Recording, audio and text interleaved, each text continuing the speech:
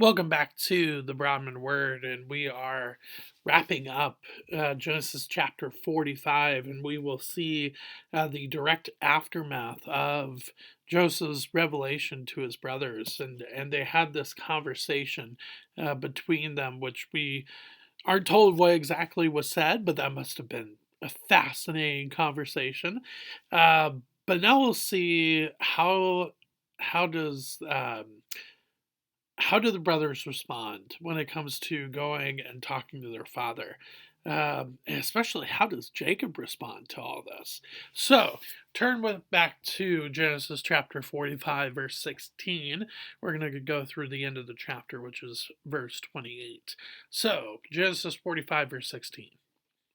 When the report was heard, and the report being not just that Joseph is Joseph, but these guys that have been showing up to Egypt are actually his brothers.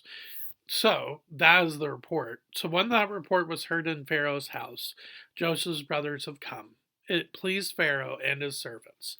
And Pharaoh said to Joseph, "Say to your brothers, do this and load your beasts and go back to the land of Canaan, and take your father and your households and come to me, and I will give you the best of the land of Egypt, and you shall eat the fat of the land. And you, Joseph, are commanded to say, do this, take wagons from the land of Egypt for your little ones and for your wives, and bring your father, and come. Have no concern for your goods, for the best of all the land of Egypt is yours." So, this is a basically just the reward for the amount of work and character that Joseph has put in the country of Egypt since showing up there as a slave.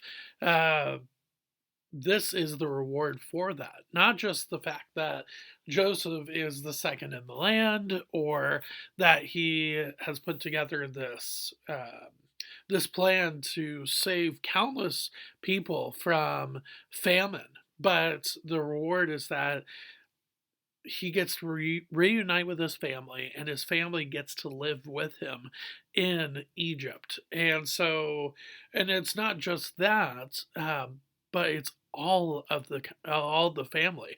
So you have the 11 brothers, then you have their wives, sons and daughters. I mean, this could be a very, very big get together that is turning into a permanent stay in Egypt. And so this is no just simple, oh yeah, we'll put you in the hotel down the street in Egypt. No, he's giving them a place to live, and not just any place, but the best of the land of Egypt, which will be, I believe, Goshen is where they go. I believe we'll see that next chapter. So, with that being said, yeah, the 11 brothers definitely sign up for that. They would be kind of crazy if they didn't.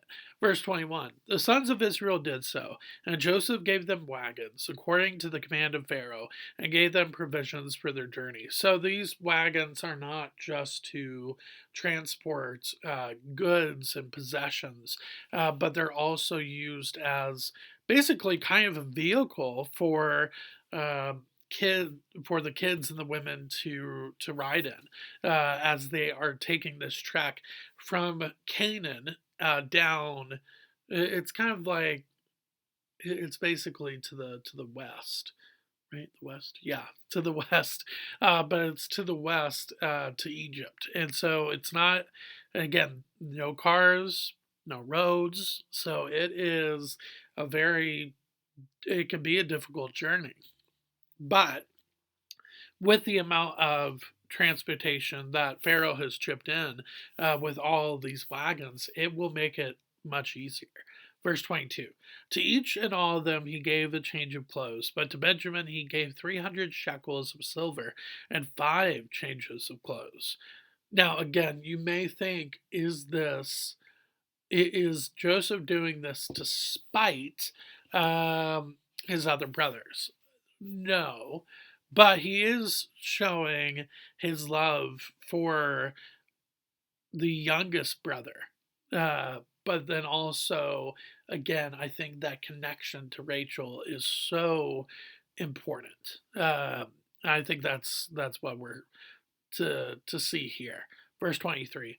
To his father he sent as follows: 10 donkeys loaded with the good things of Egypt, and 10 female donkeys loaded with grain, bread, and provision for his father on the journey. Then he sent his brothers away, and as they departed, he said to them, "Do not quarrel on the way." So this is really quite interesting. So he puts all this together. You have 20 donkeys loaded with possessions, not just for the journey down, but then the journey back to Egypt, but also as a show of appreciation and love for his father.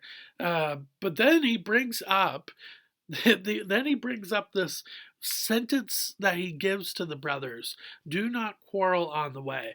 Now, there are two ways to look at this. First, it could be a quarreling between Reuben and the other brothers. Reuben's like, why didn't you tell me that Joseph wasn't just dead in the wilderness somewhere? Why didn't you tell me that you had sold him into slavery? That could be one quarrel. The other quarrel um, could be the fact that Benjamin had the 300 shekels of silver, and he had two more changes of clothes. Or, no, sorry, he had four. Uh, he had four more changes.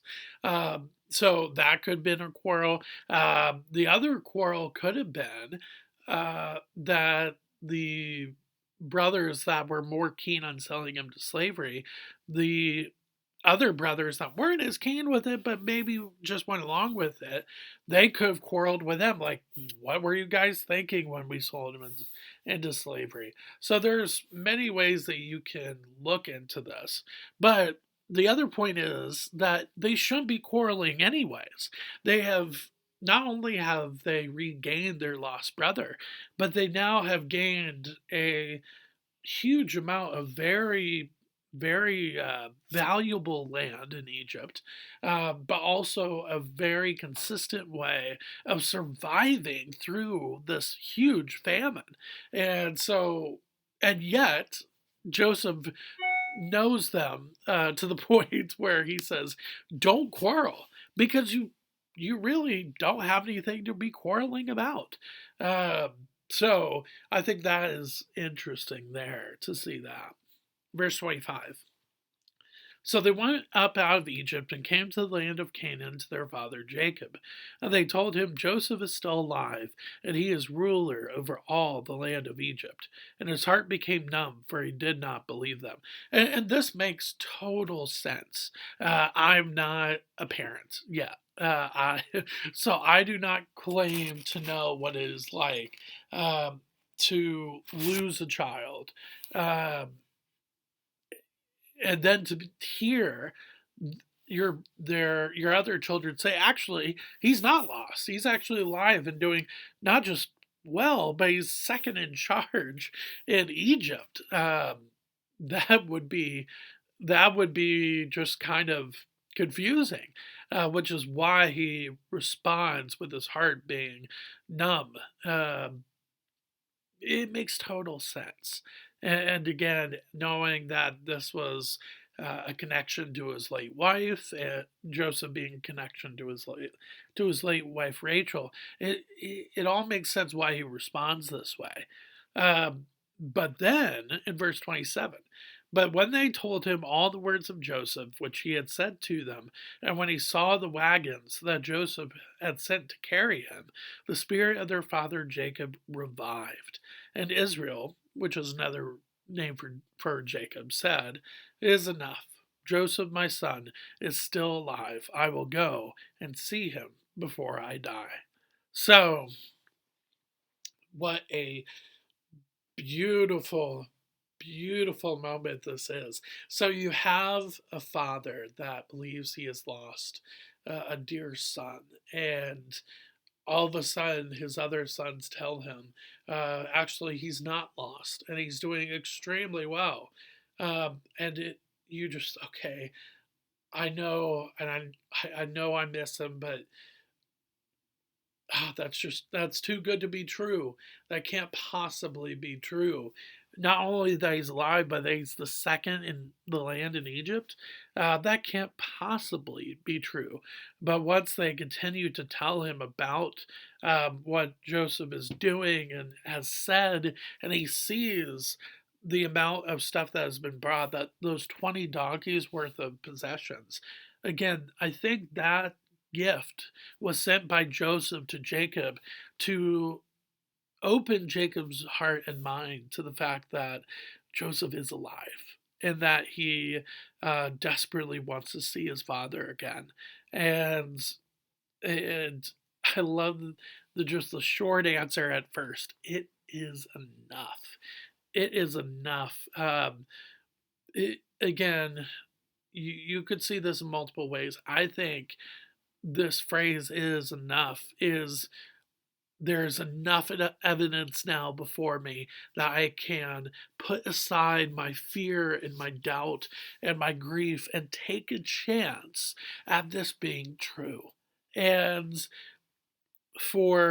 because we've talked about Jacob's grief in the past, but when it comes to his grief here, he's giving himself a chance to be joyful over the thing that he suffered so much grief over, the loss of his child Joseph.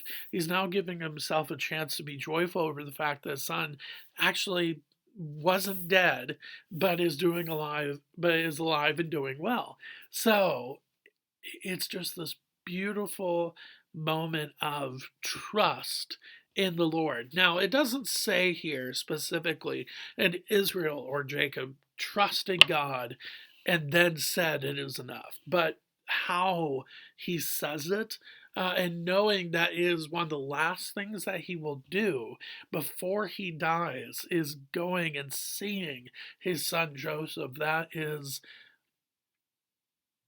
a beautiful, beautiful just moment in the life of Jacob. And for you and I, as we struggle with just pain after pain and heartache after heartache and just situation after situation, we can go to a God that is enough, that he is enough, not just to barely get us through, but to help us persevere through that whatever situation we're doing, and on the other side experience peace and joy. That's the God that we serve, and what a beautiful testimony that is. And again, really catch we don't really see and take the time to see this with the story of Joseph. We like to think about the dreams. We like to think about the fact that he was sold as a slave and became the second in command of a country. And those are really cool things to see. I'm not going to say they're not, but is that the main point? No. It's the fact that God is enough. Whether we are living in a very with a family that with a father that loves us, whether we are suffering with brothers and sisters that are jealous of us, whether we are treated wrongly and